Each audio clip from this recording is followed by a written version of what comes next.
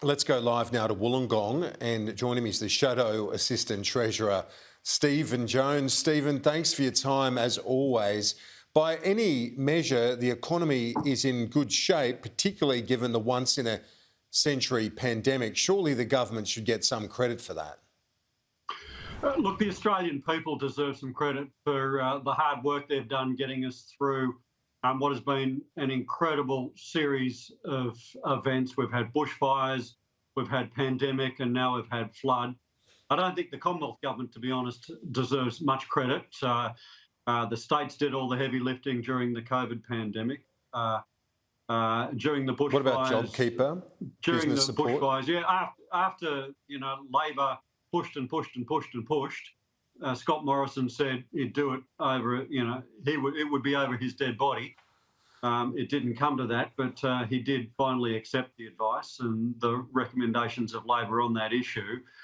But to go to the point of the economy, there are structural weaknesses in the economy that have to be confronted.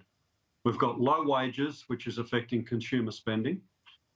We've got the prospect of baked-in inflation, unless there is a change in direction.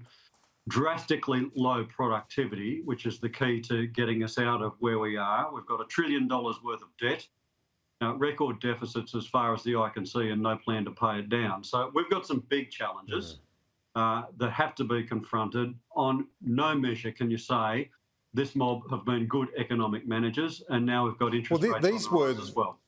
These were the key questions that were put to both the Treasurer and the Shadow Treasurer today at the debate at the Press Club. But to be frank, neither gave sufficient answers as to how we fix those structural problems that you speak about, not the least of which increasing costs in NDIS, in Medicare, in aged care, in defence. The Shadow Treasurer spoke about the intergenerational report, deficits for 40 years. These are structural problems, absolutely. But where are the responses to these? The government has said that they'll grow their way out of it. Labor's got a few minor tweaks at the edges, but nothing more. Well, I don't think $3 billion worth of initial savings from the position of opposition is little tweaks. Sure, Josh Frydenberg has wasted, and Scott Morrison have wasted more on that, signing cheques to the French not to build submarines, but that is significant cash.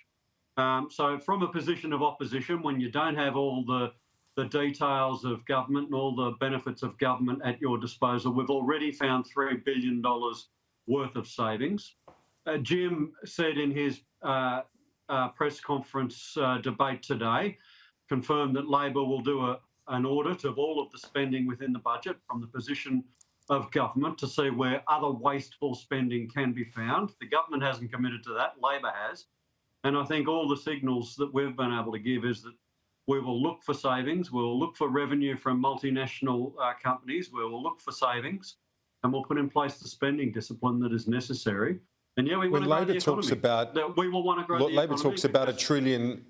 You talk about $1 trillion in debt and nothing to show for it, or not much to show for it, but surely record low unemployment numbers, that's a decent record to show for it. We welcome the fact that the official unemployment numbers are low. Of course, they are in part masked by the fact that we have record levels of underemployment. There's over 500,000 Australians who have to work 2 or more jobs just to pay the rent. So there's record levels of underemployment, and there is still a significant problem within secure employment.